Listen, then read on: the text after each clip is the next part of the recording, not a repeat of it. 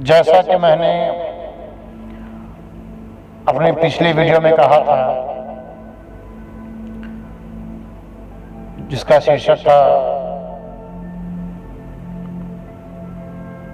धर्म ध्यान में कैसे गहरे उतरे, ध्यान में कैसे गहरे उतरे। उस वीडियो में मैंने कहा था कि इसके बाद जिस टॉपिक में बात करूंगा वो भगवान महावीर जी पर होगा। तो वो वीडियो लेके मैं आपके सामने आज प्रस्तुत हूँ। पहले हम लोग उनके जीवन के बारे में थोड़ा जान लेते हैं, उसके बाद आगे चर्चा करेंगे।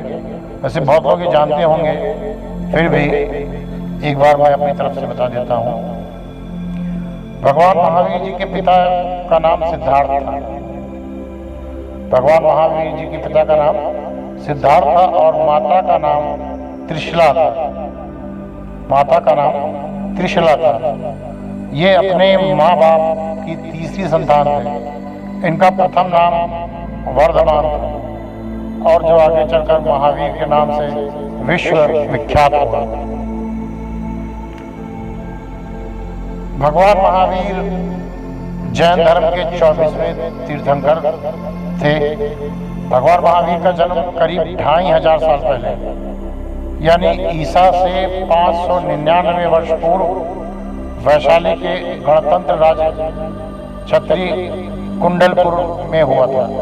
यहाँ पर यह भी जान लेना आवश्यक है कि भगवान बुद्ध और भगवान महावीर दोनों ही क्षत्रिय राजकुमार थे और दोनों ने अपना ऐश्वर्य त्याग कर तप साधना करने का मन बनाया और वन को चले गए। इसके बाद का वीडियो भगवान बुद्ध पर ही बनाऊंगा, भगवान बुद्ध पर ही आएगा। आज सिर्फ महावीर जी के बारे में चर्चा करूंगा, भगवान महावीर जी के विषय में ही चर्चा करूंगा। भगवान महावीर 30 वर्ष की आयु में संसार से विरक्त होकर अपना राज्य वैभव त्याग कर संन्यास धारण कर आत्म कल्याण के पथ पर निकल गए थे। यानी 30 वर्ष की आयु में ही ये विरक्त हो गए थे। भगवान महावीर अहिंसा की मूर्तिमान थे, यानी कि एक अहिंसा के प्रतीक थे। उनका जीवन बड़ा कठिन था क्योंकि वह त्याग और तपस्या से ओतप्रोत था। वे बिल्कुल नग्न रहते थे। उन्हें एक लंगोटी तक की जरूरत महसूस नहीं होती थी क्योंकि वे आत्मज्ञान की गंगा में नहाते थे। उनका आत्म दर्शन इतना प्रबल था कि वे शरीर को ही वस्त्र मान चुके थे। 2500 साल पहले जब पशु बलि, हिंसा और जात पात का भेदभाव बहुत बढ़ गया था, तभी भगवान महावीर और भगवान बुद्ध ने जन्म लिया। दोनों ने ही इन परिस्थितियों के खिलाफ आवाज उठाई। आत्मज्ञान प्राप्त करने के बाद की बात है, उसके पश्चात। और इनका विरोध इतना प्रबल था कि जिससे हिंसा और पशु बलि में काफी हद तक कमी आई। करीब करीब बंद ही हो गए।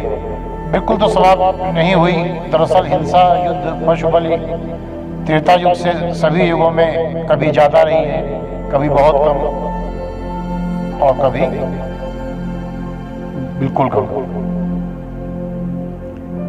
जब भी हिंसा, पशु बलि चरम पर पहुंच जाते हैं, तब किसी न किसी रूप में ऊपरी शक्तियां धरती पे आकर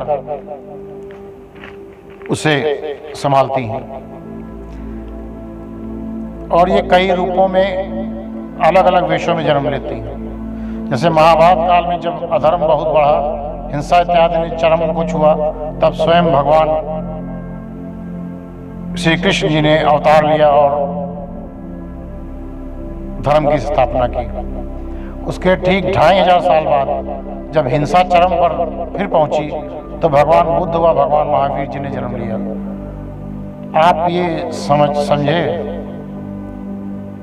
कि करीब 2500 साल बाद ईश्वरीय शक्तियां व महावीर और महात्मा बुद्ध जैसी महान विभूतियां जन्म लेती हैं।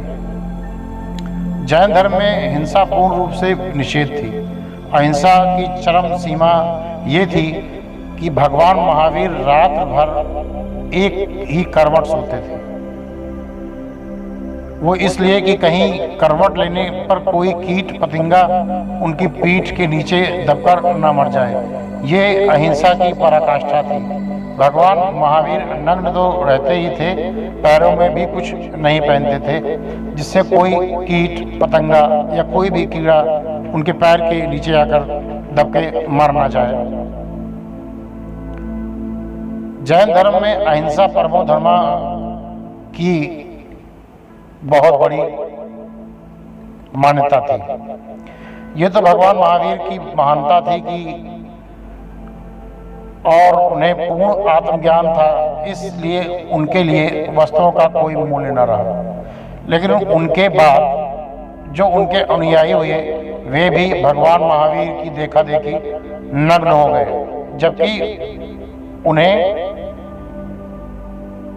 आत्मा का दूर दूर तक कोई आभास नहीं था। जैन मुनि तो मुंह पर कपड़ा या मास्क चढ़ा लेते हैं कि बोलते वक्त मुंह में कोई कीड़ा जाकर मर न जाए, जबकि भगवान महावीर ऐसा नहीं करते थे। इस समय उनके अनुयायी बिना आत्मज्ञान के ही नग्न घूम रहे हैं भरी सभाओं में, जहाँ युवा स्त्री, युवा लड़कियां व छोटे छोटे लड़के होते हैं। तो क्या उनके बीच ऐसे नग्न घूमना आवश्यक है? मैं समझता हूँ बिल्कुल नहीं।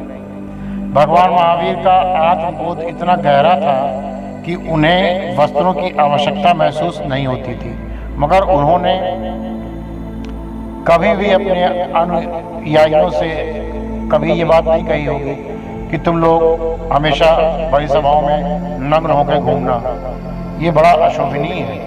और उन तथाकथित अनुयायियों को शर्म भी नहीं आती। अरे तुम लोग ये नहीं समझ सकते कि महावीर ने कितने गहरे और पूर्ण आत्मबोध में वस्त्र त्यागे थे।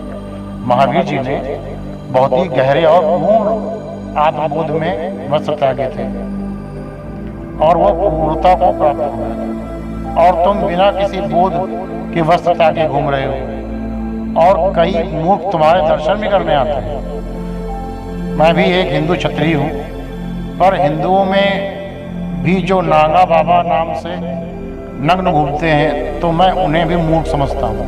अरे एक लंगोटी तो पहन लो, पागलों के जैसे नग्न घूम रहे हो। अगर सिद्ध भी हो गए हो या सिद्धि भी मिल गई है तो वस्त्रों से सिद्धियों का कोई वास्ता नहीं, क्योंकि कोई सिद्धि या कोई साधारण नग्नता की मांग नहीं करती। अरे जैन मुनियों, एक लंगोटी तो पहन लो, जो छुपाने वाला है उसे दिखाते हो और मुंह जो दिखाने वाला है उसे छुपाते हो।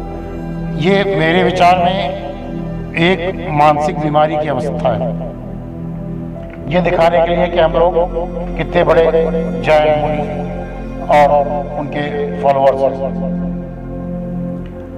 और इससे ज़्यादा मैं क्या कहूँ, इस वीडियो में बस इतना ही। अगला वीडियो भगवान महात्मा बुद्ध जी पर बनाऊंगा। तब तक के लिए मैं विराम लेता हूँ और अंत में वही बात कहता हूँ, जग में एक ही बात खरी। जय जय राम कृष्ण हरि। धन्यवाद।